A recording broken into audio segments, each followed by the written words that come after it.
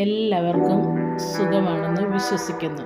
ഇന്ന് ഒരു പുതിയ വീഡിയോ ആയിട്ടാണ് വന്നിരിക്കുന്നത്. നെത്തോലി അഥവാ ചൂട പീര പറ്റിക്കുന്നത്. ഇത് എങ്ങനെയാണ് പാചകം ചെയ്യുന്നത് എന്ന് നോക്കാം. വായോ. അപ്പോൾ നെത്തോലി നല്ല വൃത്തിയായിട്ട് കഴുകി വെച്ചിട്ടുണ്ട്. ഇനി നമ്മൾ അരപ്പൊന്ന് നോക്കാം. കുറച്ച് ഇഞ്ചി ഞാനത് ചതച്ച് വെച്ചിരിക്കുകയാണ്. അതുപോലെ ഒരു 10-25 കൊച്ചുള്ളി ഉണ്ടായിരുന്നു. അത് നന്നായിട്ട് ഒന്ന് ചതച്ചതേ ഉള്ളൂ. കുറച്ച് പച്ചമുളക് ഒന്ന് ചതച്ചിട്ടുണ്ട്. പിന്നെ ഇത് മാങ്ങയാണ്. ഇത് മാങ്ങ എന്ന് വെച്ചാൽ ഞാൻ എൻ്റെ വീട്ടിൽ പിടിച്ച മാങ്ങകൾ കൂടുതലുള്ള സമയത്ത് അരിഞ്ഞ് വൃത്തിയാക്കി ഫ്രീസറിനകത്ത് കവർ ചെയ്ത് വെച്ചിരുന്നതാണ്. ഇപ്പോൾ ഈ ആവശ്യത്തിന് വേണ്ടി ഞാൻ അതിൽ നിന്ന് കുറച്ചെടുത്തിട്ടുണ്ട്. പിന്നെ നമ്മൾ അതിനുള്ള അരപ്പ് തയ്യാറാക്കാൻ കുറച്ച് തേങ്ങ, മഞ്ഞൾപ്പൊടി ഇട്ട് കുറച്ച് മുളക് പൊടി. ഇത് കാശ്മീരി മുളക് പൊടിയാണ്. നല്ല എരിവുള്ള പച്ചമുളക് ആയതുകൊണ്ട് നമുക്ക് കുറച്ച് മുളക് പൊടി ഇട്ട് കൊടുത്താൽ മതി. ഒന്ന് ക്രഷ് ചെയ്താൽ മതി. ഇത് ഓൾറെഡി ചെറുതായിട്ട് തിരിഞ്ഞെടുത്ത തേങ്ങയാണ്. അതുകൊണ്ട് ഒന്ന് ക്രഷ് ചെയ്തെടുത്താൽ മതി. ഈ നെത്തോലി ആണെങ്കിൽ ഈ മുള്ള് ഇളക്കിയതിന് ശേഷമാണ് നമ്മളിത് തോരൻ വെക്കാൻ പോകുന്നത്.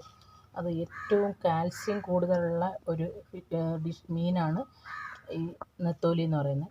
ഈ മുള്ളിനകത്താണ് കൂടുതൽ കാൽസ്യം അടങ്ങിയിട്ടുള്ളത്. അപ്പോൾ നമ്മൾ ഈ മുള്ളിനകത്തുനിന്ന് ഈ മീൻ പെട്ടെന്ന് വിട്ട് തരാൻ വേണ്ടിയിട്ടും ആ മുള്ളിലെ കാൽസ്യം മാംസത്തിലോട്ട് പിടിക്കാൻ വേണ്ടിയിട്ടും നമുക്ക് കുറച്ച് ചൂടുവെള്ളം ഒഴിച്ചു കൊടുക്കാം.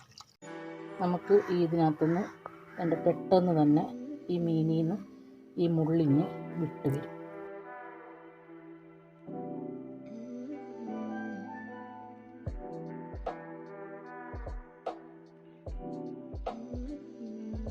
മീനെല്ലാം മുള്ള് മാറ്റി കൊണ്ടുവന്നിട്ടുണ്ട്. ഒരു മുള്ള് പോലും ഇട്ട് ചതച്ച ഉള്ളിയെ നമ്മൾ ചട്ടിയിലേക്കാക്കി ചതച്ച് വെച്ചിരുന്ന ഇഞ്ചി, മാങ്ങ, പച്ചമുളക്, കറിവേപ്പില, നമ്മുടെ അരപ്പ്,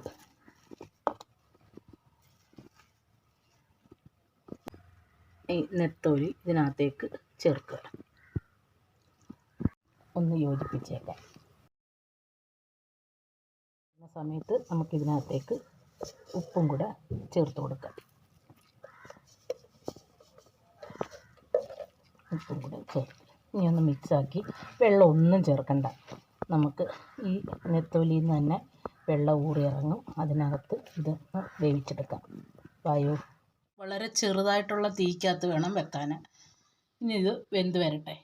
അങ്ങനെ നമ്മുടെ മീൻ പീര റെഡി ആയിട്ടുണ്ട്.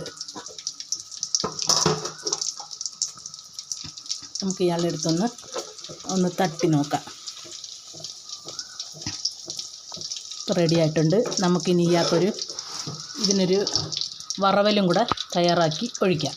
അപ്പോൾ നമുക്ക് അതിനകത്തേക്ക് ഇച്ചിരി വറവലും കൂടെ ഇട്ട് കൊടുക്കാം. ഓക്കെ, എല്ലാവരും ഇത് ചെയ്ത് നോക്കണം. വളരെ ടേസ്റ്റിയാണ്, വളരെ ഹെൽത്തിയാണ്.